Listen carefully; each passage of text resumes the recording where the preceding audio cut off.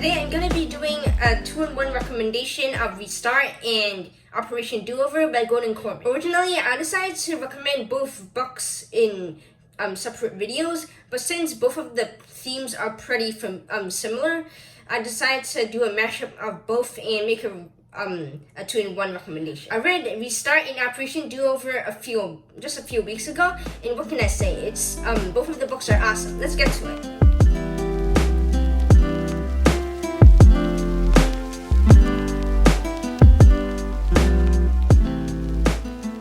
13-year-old Chase Ambrose is the main character of Restart. Before he fell off the roof of his house, Chase Ambrose was a famed football player, big man on campus, and the main bully and tormentor at Hiawassee Middle, along with his buddies Aaron and Bear. But after he finds himself in a bed in a hospital, everyone around him, the nurses, doctors, and even his parents, he's never seen them before in his life. When a random woman who says that she's his mom arrives, that's when he realizes that he doesn't even know who his mother is.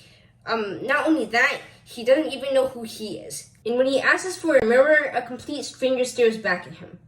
It turns out that Chase has retrograde amnesia, wiping out all his memory and personality, which basically forces him to restart his life. What makes it even harder is when he realizes the horrible truth. Why his stepsister cries when he sees him, or why the principal personally summoned him so that he could talk about changing impressions, and also why a lot of the people in the hallways avoid Chase like he's got the plague or whatever. He's the meanest, cruelest, merciless bully of Hiawassee's history. Though the nowadays Chase would never dream of hurting anybody. The whole book is like a battle between the old Chase and the new Chase, with the new Chase trying to get out of his big bad bully reputation, but with the old Chase trying to constantly trapping the new Chase in his web of the bully reputation. Now let's move on to the theme of Operation Do-Over. 17-year-old Mason Rowe has been best friends with Ty ever since they were born. No, best friend isn't a strong enough word. It's more like they can read each other's thoughts and they share the same mind somehow. But then one thing happens that impacts Mason and Ty's friendship forever. A new girl called Ava arrives at the school. Mason and Ty immediately develop huge crushes on her, even though they refuse to admit it. So they made a non-Ava treaty where neither of them would date Ava to make things easier for them. But then they started having fights about Ava, which even leads to Mason getting kicked out of senior high, and the friendship is broken.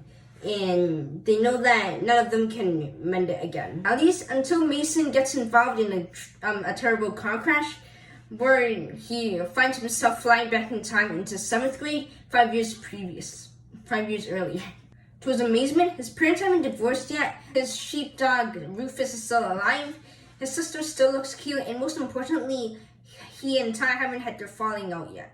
Mason knows that it doesn't make any logical sense, but he's determined to use this opportunity to his advantage so he can fix his friendship with Ty and also save his dog. There's just one person that he'll be avoiding at all costs, which is Ava. There's just one question in this book, during this book, which is, despite all his efforts, will he be able to keep his friendship and avoid Ava?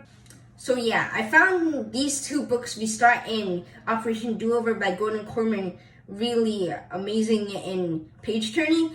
And I find the theme and plots of these two books very interesting.